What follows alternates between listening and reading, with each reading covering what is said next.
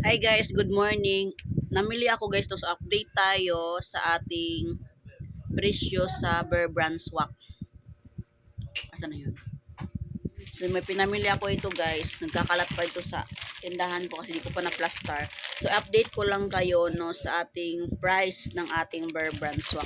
Dati binta ko is 15. Ngayon, ginawa ko na siyang 16 pesos. Bakit? Kasi ang puhunan nito guys is 86 pesos na isang tie.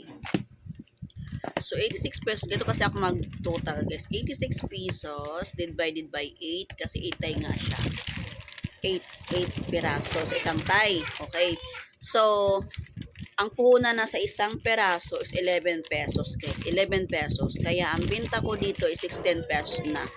Para merong 5 piso sa isang peraso. So, kung ituos mo siya lahat, guys, kunti lang po talaga ang kita mo dito. Kasi 86 nga po yung isang tie neto. Okay. So, ayaw ko nang mag-15. Kasi pag 15, mag-4. Okay na din yung 4. Pero sa akin, 16 na. So, sa mag-15 po dyan, nasa inyo na yan. Pero para sa akin, 16 na po ang isang, excuse me, 16 na po ang isang piraso ng Bear Brand Swak.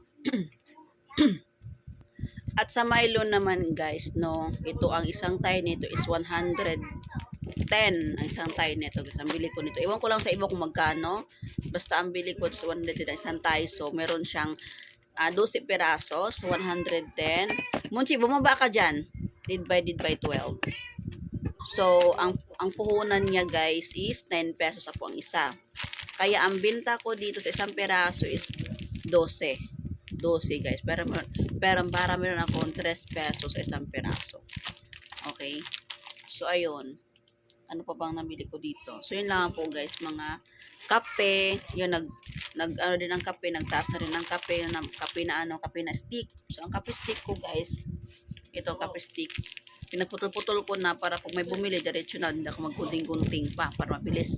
So, ito ay 100 plus na din yung kanyang isang pack. Wala pa kasi ako ito guys, ubos na stock ko isang pack.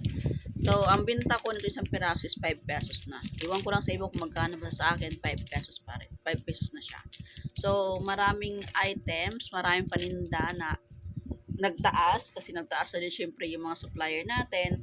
Kaya, syempre, tayong mga retailer lang, hindi naman tayo wholesaler, nagtaas na rin tayo ng piso-piso. Piso-piso lang din naman guys, no? Ang ating tinaas sa ating paninda na nagtaasan na rin. So, ilan po guys, nag-update lang ako sa ibang items na tumaas na.